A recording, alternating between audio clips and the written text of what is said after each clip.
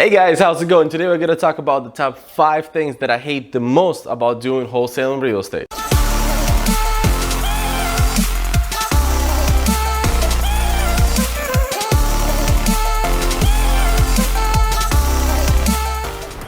Obviously, there's a lot of good things about doing wholesale and real estate. Obviously, I would not be doing this business if it wasn't. But this video is not about that. If you want to check those videos out, they're out on my channel. But today, let's talk about the top 5 worst things that I've dealt with since I've been doing wholesaling. Number 1, which is annoying as hell, there's no consistency. Before anyone says like, oh, if you're consistent, the business will be. Yeah, of course. I mean, the more consistent you stay, the more consistent the business will stay. But in the end of the day, a lot of part of the business, it's still not consistent. I mean, your business is dependent on the fact that you're gonna catch someone at the right time, at the right moment to sell their house or land or any other property. So if you really think about it, there cannot be any consistency in this kind of business. You can stay consistent and maybe some weeks or some months you will have 5 deals and some months you'll still have a deal or 2. So it means that, you'll still get those deals, but the amount of deals that you can find a lot of times will not stay consistent. Yeah, maybe by the time you become super successful and you're spending $50,000 a month on different kind of marketing methods, yeah, you'll be more consistent.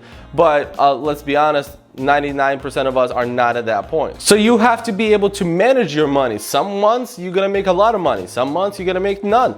So you have to be able to be more smart with your planning of your finances throughout the months, throughout the year. I think this is pretty common for any business, but I think especially for wholesale and real estate. All right, another thing that bothers me, so the thing number 2 is sellers. As I'm recording this July 2021, it's still a seller's market. It is slowly changing, hopefully fingers crossed. But right now it's still a seller's market. Even if the seller is motivated because they hear on the news from friends, from family that, oh my God, you should get $500,000 from your house. And actually their house is worth like $350, maybe $400.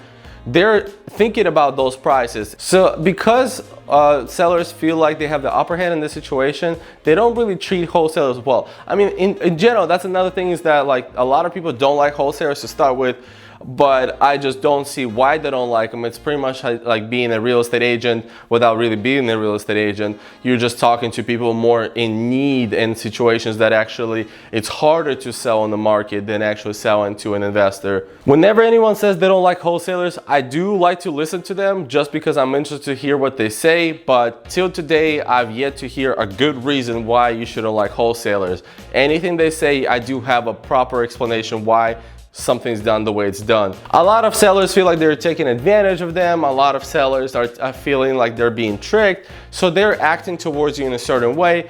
It's not always their exact fault. It's because they may have been treated wrong before.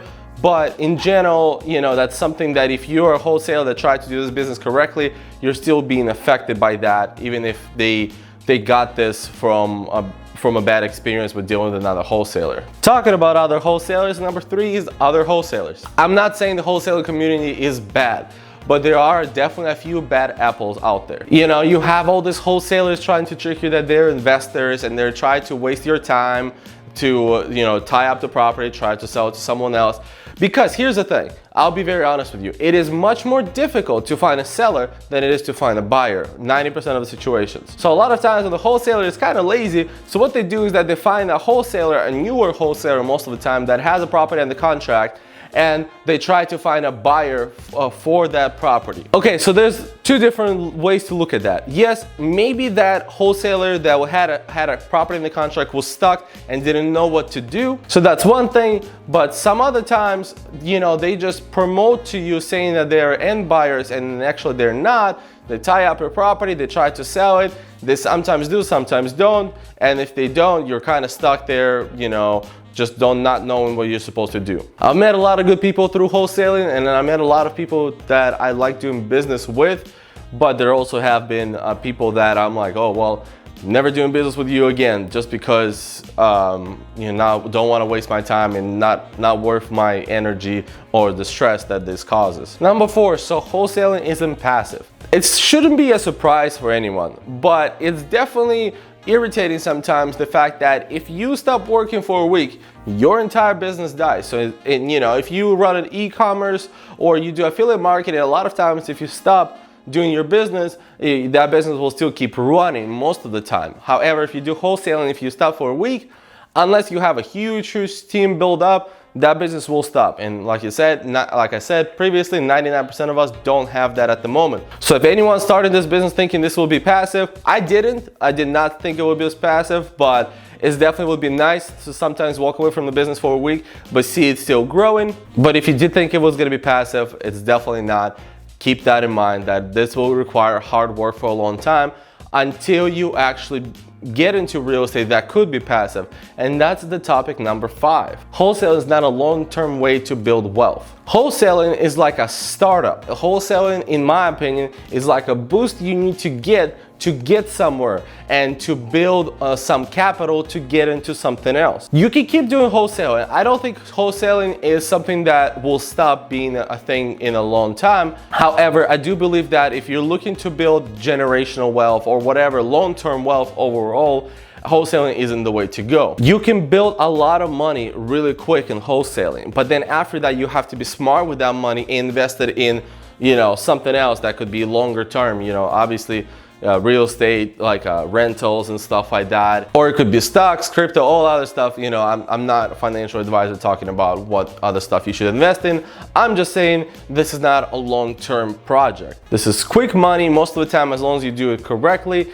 And you could make money over multiple years. There are people that have been doing wholesaling for 15 years or so, but at that point, most likely they already have rental properties, and wholesaling is just one way to make money when they find deals. My ultimate goal is keep doing wholesaling, but when I look for properties, not only have a strategy or actually wholesaling it to an investor, but having an option to actually buy it myself, either renovate it or keep it as a rental.